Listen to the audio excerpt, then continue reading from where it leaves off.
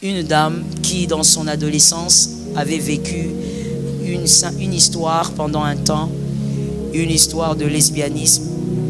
Et avec cette lesbienne, un jour, comme je le disais, par amour, ils se sont dit, on va se boire les menstrues. Elle a pris le moment où elle avait ses menstruations, elle a pris sa lingette, elle a essoré, elle a donné à sa copine lesbienne.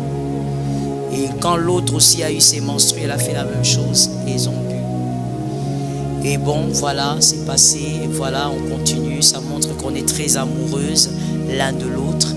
Les années sont passées, ils se sont d'ailleurs séparés, et puis l'une s'est mariée. Et des années plus tard, ils se rencontrent quelque part, très étonnés de se voir. Bon, ça fait longtemps, ça fait des années. Et puis chacune avait sa vie. Et ils se sont partagé le numéro de téléphone.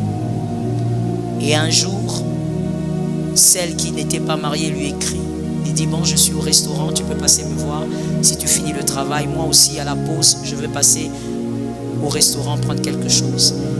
Et celle qui était mariée, après le travail, elle est passée au restaurant pour voir l'autre. Elles ont parlé, elle a montré même la photo de son mari, de ses enfants. Et après quelque temps, bon voilà, on va se voir demain. Et elles ont commencé à se voir assez souvent après la pause.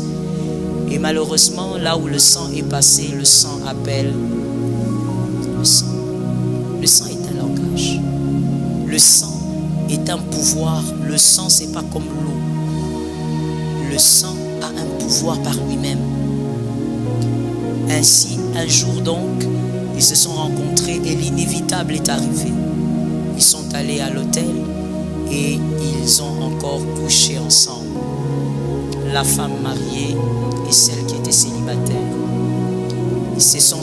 Après l'acte, la femme mariée a regretté, elle a pleuré, elle a dit à l'autre, je ne peux pas faire ça, je suis mariée aujourd'hui, j'ai ma vie aujourd'hui, j'aime mes enfants. Le diable t'amènera toujours vers le mal et tu vas regretter en retard.